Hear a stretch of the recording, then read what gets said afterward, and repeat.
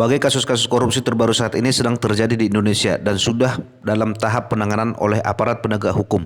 Sebut saja kasus BTS 4G yang melibatkan Johnny G. Plate yang saat ini sudah dituntut jaksa penuntut KPK selama 15 tahun. Kasus ex-Menteri Pertanian Syahrul Yassin Limpo dan penggeledahan yang telah dilakukan oleh tim penyidik Polda Metro Jaya kepada rumah kediaman Ketua KPK Firly Bahuri.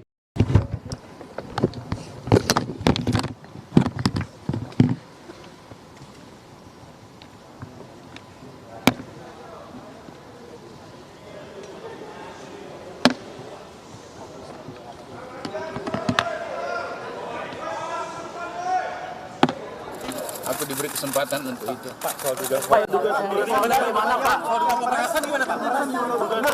Benar dibahas Pak. Pak, soal pemerasan Pak, soal pemerasan Pak. Di depan, nanti dikasih kesempatan di depan ya. Nanti dikasih kesempatan bertanya di depan. Udah. Sinyal dari Pak Anam. Ketemu enggak sama orang itu? Bertemu, Yang Mulia. Ketemu. Apa pekerjaan orang itu, Pak? Saya tidak tahu, Yang Mulia. Tahu kamu pekerjaannya apa, Wan? Apa pekerjaannya? Saya tidak tahu sampai kemudian muncul di BAP atau di media ya. Jangan kamu bermusyawarah dengan itu, dengan Windy.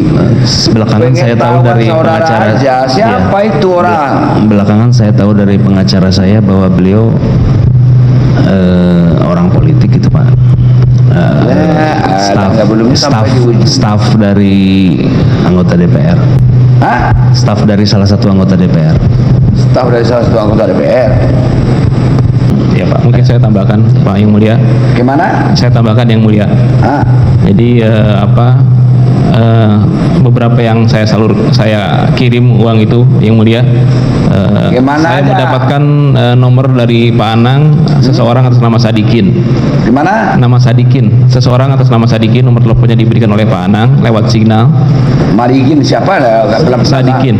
Sadikin. Iya. Sodikin apa Sadikin, Pak? Sadikin. Sadikin. Betul. Berapa? Itu adalah saya tanya untuk siapa? Untuk BPK Yang Mulia. BPK. BPK. BP. BPK. Saya dengar untuk BPK, Pak. PPK apa BPK? BPK Yang Mulia. BPK. Betul Yang Mulia. Kalau PPK pejabat pembuat komitmen, pejabat penandatanganan komitmen. Kalau BPK Badan Pemeriksa Keuangan. Yang mana? Badan Pemeriksa Keuangan Yang Mulia. Siapa yang minta sama saudara itu? Permintaan dari Pak Anang Yang Mulia. Pak Anang. Dikirimlah ke orang yang bernama Sodikin itu. Dikirim Yang Mulia. Ditransfer. Tidak. Dikirim, bagaimana cara ngirimnya kalau gitu? Dikirim lewat cash. apa paket? Enggak, ya saya kirimkan langsung Yang Mulia. Hah? Saya serahkan langsung Yang Mulia. Antar langsung. Betul Yang Mulia. Itu tidak dikirim, namanya diantar langsung, namanya Windy. Menyikapi hal tersebut, Perkumpulan Lembaga Investigasi dan Advokasi Hukum di Indonesia (LITPIKOR NHICW) mengajak semua elemen masyarakat untuk turut memantau semua proses hukum tersebut agar dapat berjalan sesuai terhadap koridor hukum dan peraturan yang berlaku di Indonesia. LITPIKOR NHICW mengatakan supaya rakyat Indonesia jangan terlalu larut ke dalam riuhnya permainan politik Pilpres yang sedang dipertontonkan oleh partai politik menjelang Pilpres di Indonesia saat ini. Rakyat dihimbau untuk tetap mengawal proses hukum terhadap koruptor yang selama ini telah menggerogoti hak dan kekayaan rakyat Indonesia. Update kepada rekan-rekan media, tahapan-tahapan kita lalui, tahapan-tahapan penyidikan yang sudah kita lakukan oleh tim penyidik gabungan kita selalu sampaikan kepada teman-teman media. Dan setiap tahapan ini pula setelah selesai kita melakukan penyidikan, kita melakukan konsolidasi untuk menentukan langkah tindak lanjut penyidikan berikutnya. Jadi artinya bahwa semua tahapan ini kita lalui secara teliti, cermat, dan kita bentuk transparansi kita kepada rekan-rekan media. Kita selalu lakukan update terkait dengan perkembangan penyidikan yang kita lakukan. Menurut LITPIKOR NHICW, kalau politik itu hanya kebanyakan untuk kepentingan segelintir pejabat dan golongan tertentu.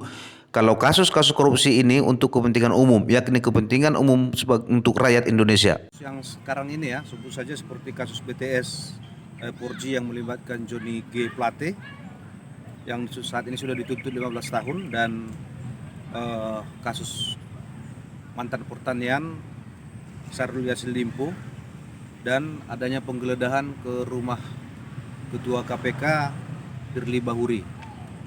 Kami minta kepada masyarakat Indonesia supaya saat ini tidak terlena ya dalam situasi politik menjelang pemilu Pilpres ini. Mari kita pantau proses persidangan dan proses hukum yang sedang terjadi saat ini supaya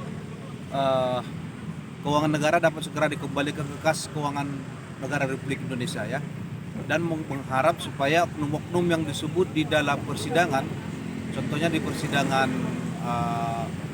kasus Menara BTS, supaya dapat dijadikan statusnya menjadi tersangka. LI Tipikor NHICW meminta kepada seluruh rakyat Indonesia untuk tetap mengawal proses hukum yang sedang terjadi saat ini, khususnya terhadap proses persidangan korupsi Menara BTS 4G, supaya nama-nama yang sudah terungkap di persidangan dapat dijadikan menjadi tersangka dan mengawal pengembalian uang rakyat sekitar 8 triliun yang sudah digerogoti oleh tikus-tikus pada kegiatan penyediaan infrastruktur base transceiver station atau BTS 4G dan infrastruktur pendukung paket 1, 2, 3, 4 dan 5 bakti Kementerian Komunikasi dan Informatika tahun anggaran 2020 sampai tahun 2022 dimaksud.